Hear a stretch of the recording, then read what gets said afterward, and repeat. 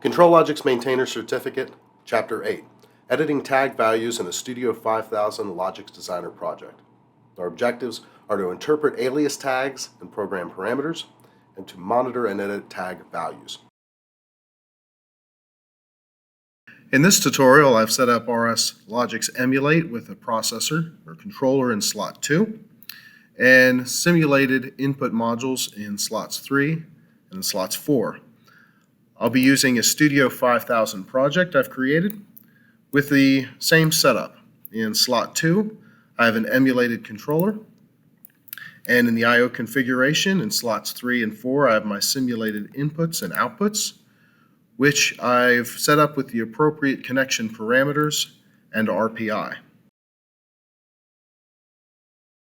I've written a simple piece of logic here to take my 0th simulated input in slot 3 and turn on my 0th simulated output in slot 4.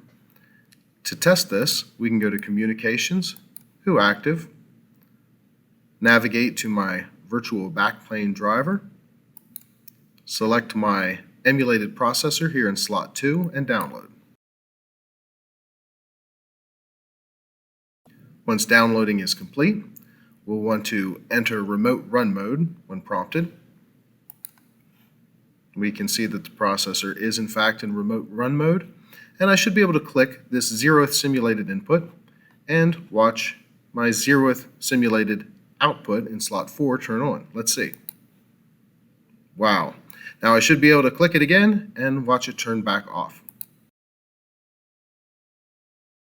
Writing logic using discrete addresses is fine, but if you're anything like me, you might have a hard time remembering where specific inputs are and exactly where they're addressed to. So let's create a scenario. Let's say that we have a green push button over here into our slot 3 input 7, and we have a green lamp wired into our slot 4 output 7. We could address this discretely in our logic, or ahead of time we could set up alias tags that help make it a little easier for us to remember while we're writing code. Let's create some alias tags. I'm going to go to Edit Tags, and I'm going to create a green push button tag. I'm going to make it Boolean, and then in the alias for field, I am going to attach that to the appropriate I/O address. I'm going to do the same thing with green lamp. Boolean tag, and attach it to the appropriate output address. Great. Now I have a tag named green push button, which is an alias for slot 3 input 7, and I have a green lamp tag, which is an alias for slot 4 output 7. Now that I've set up my alias, it makes entering logic a little bit easier. I'm going to add a rung.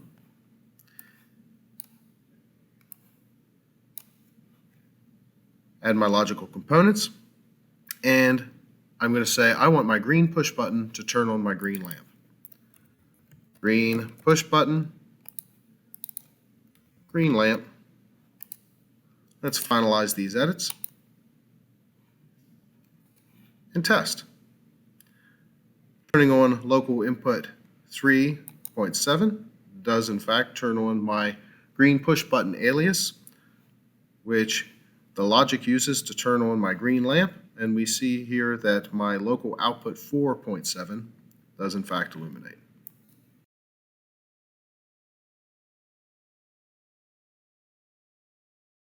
Incidentally, there's no requirement that an alias be a Boolean tag type.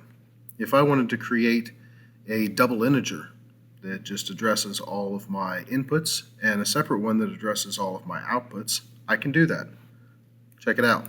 I go up to Controller Tags, Edit Tags, and how about I just make a double integer called in, and I'm going to address that to the entire word that represents my simulated inputs, and another one called out, data type DINT, and address it to the entire word. That is my outputs. Ins refers to local 3 input data word 1. Outputs or out refers to local 4 output data 0. Let's try it out.